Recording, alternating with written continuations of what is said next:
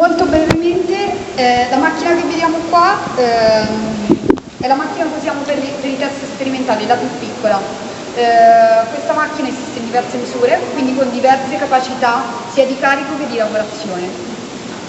E la scelta della macchina più idonea va anche in relazione a quelli che sono i bisogni dell'azienda che decide di installarla. Quindi banalmente quanto sfrutto di lavorazione, quanto sottoprodotto, quanta eccedenza un'azienda produce. Macchina semplice, trasportabile, installata anche all'interno per motivi adesso di logistica e anche di capienza negli spazi interni abbiamo deciso di posizionarla fuori, anche in accordo poi come dicevo con l'azienda sanitaria locale e il consorzio ovviamente.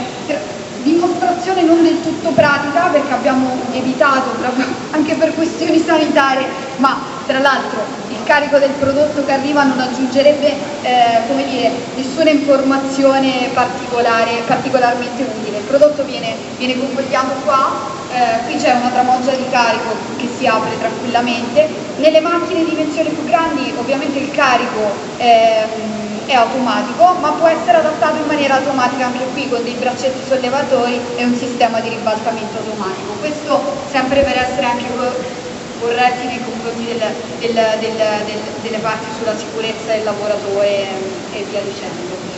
Dopodiché ribadisco ancora tuttora, inserirsi all'interno dei flussi aziendali è possibile, bisogna farlo sempre con l'opportuna attenzione, sempre in punta di piedi, perché comunque sconvolgiamo il lavoro di persone che hanno un obiettivo principale che in questo momento non è sicuramente la produzione di farina.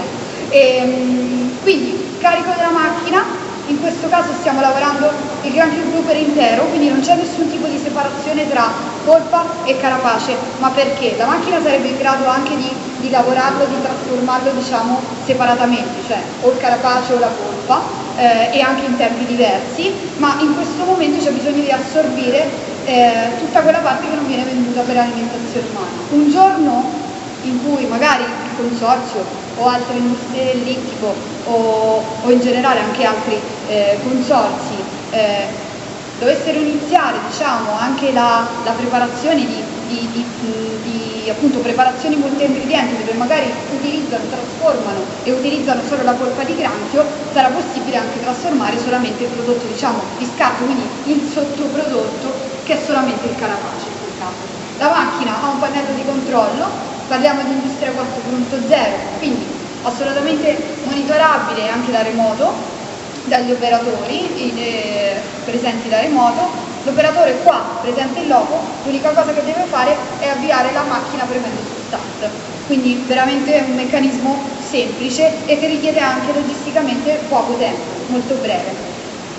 In questa parte qua della macchina viene il processo di trattamento termico, anche qui processo di trattamento termico che noi settiamo a seconda anche della tipologia di eccedenza, spirito, sottoprodotto che stiamo trasformando. Ovviamente non c'è bisogno di dirlo, la faccio molto breve, una matrice come magari ortofrutta, vegetali, ha un contenuto d'acqua maggiore rispetto ad altre tipologie di matrice e quindi bilanciare i parametri anche in relazione all'umidità residua che vogliamo sul prodotto finito è fondamentale. Andiamo a temperature abbastanza elevate perché per noi l'aspetto di sicurezza, intesa come food ma anche feed safety in questo caso, quindi di sicurezza alimentare, lo vogliamo anche sul prodotto finito, ricordo che come primo inizio stiamo ipotizzando la filiera dell'alimentazione degli animali da compagnia, ma questo tipo di prodotto può essere anche utilizzato e valorizzato in altre filiere zootecniche, non per tutte le specie animali, ma per alcune sì. Che cosa otteniamo? Una volta che il prodotto è stato essiccato correttamente con gli input che noi abbiamo dato, con il settaggio che noi abbiamo dato, viene lo scarico del prodotto, che esce in questa forma. Vi do anche dei campioni, questo vale magari manco di più. Grazie. Possiamo girare.